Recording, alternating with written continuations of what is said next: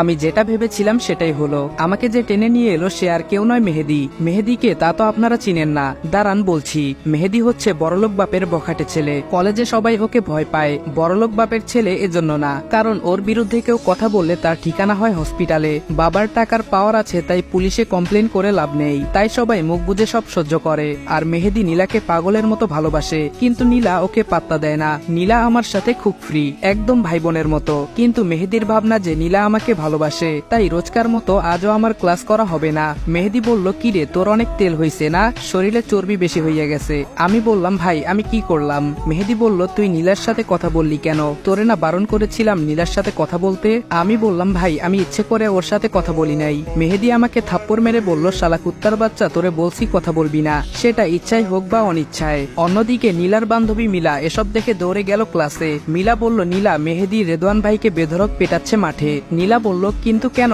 মিলা বলল, রেদওয়ান ভাইকে আজকে তোর সাথে কথা বলেছিল?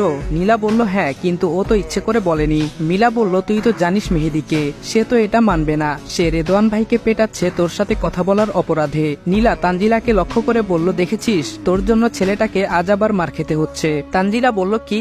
আমি আবার কি করলাম? নীলা বলল, তুই সকালে ওকে যদি ভুল করে না নিয়ে আসতি আমার কাছে, তাহলে ছেলেটা মার খেত না আজকে। মিলা বলল, তোরা ঝগড়া পরে করিস, আগে রেদওয়ান ভাইকে বাঁচা, না হলে মেহেদি ওকে মেরেই ফেলবে। তারপর ওরা সেখানে আর এক মুহূর্ত দাঁড়িয়ে না থেকে দৌড়ে কলেজের মাঠে চলে এলো। কিন্তু ততক্ষণে অনেক দেরি হয়ে গেছে। আমার অবস্থা একেবারে বেহাল। আমাকে মাটিতে ফেলে সবাই ইচ্ছে মতো মেরেছে। আমার নাকমুখ দিয়ে পানির স্রোতের মতো রক্ত ঝরছে, তবুও ওদের আমার প্রতি মায়া হচ্ছে না। এটা দেখে তানজিলা মেহেদিকে বলল, এই মেরে ফেলবি নাকি ছেলেটাকে? তোদের কি দয়া মায়া নাই?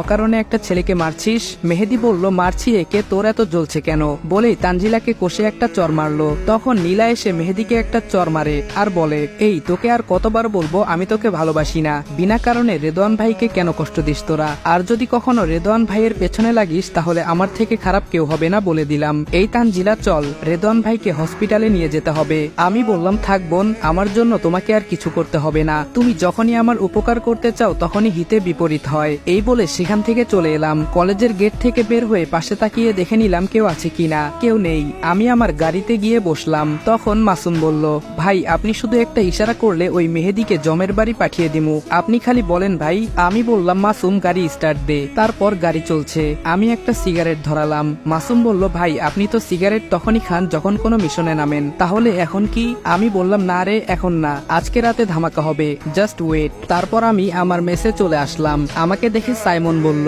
কি রে তোর এই অবস্থা কেন? আজ আবার মেহেদি তোকে মেরেছে?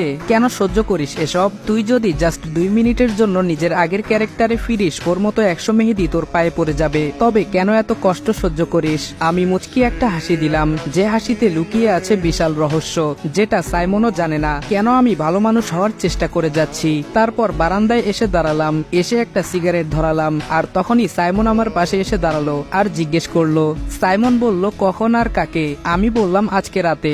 সাইমন বলল, কাকে? আমি আর কিছু বললাম না, মুচকি একটা হাসি দিলাম। অতপর আবারও সিগারেট টানতে শুরু করলাম। সাইমনও আর কিছু জিজ্ঞেস করলো না, কারণ ও জানে আমার নেশা উঠেছে, রক্তের নেশা। আর আমার যখন রক্তের নেশা উঠে তখনই আমি সিগারেট খাই। ও জানে আজ আবার কারো রক্ত ঝরবে। অন্যদিকে তানজিলা ভাবছে, আমার জন্য ওই নিরীহ ছেলেটা এমন ভাবে মার খেলো, কিন্তু ও কোনো প্রতিবাদ করলো না কেন?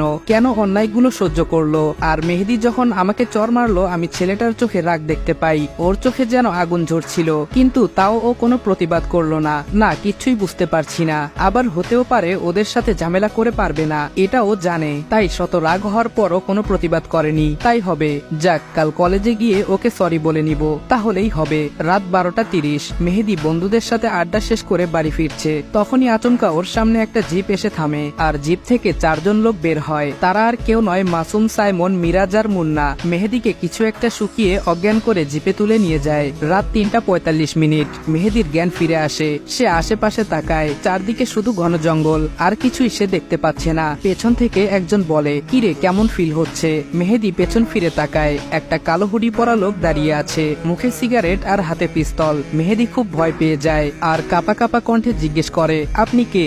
আপনার গলাটা কেমন চেনা চেনা লাগছে, আমি কি আপনাকে চিনি? লোকটা বলল, আমি কে দেখবি?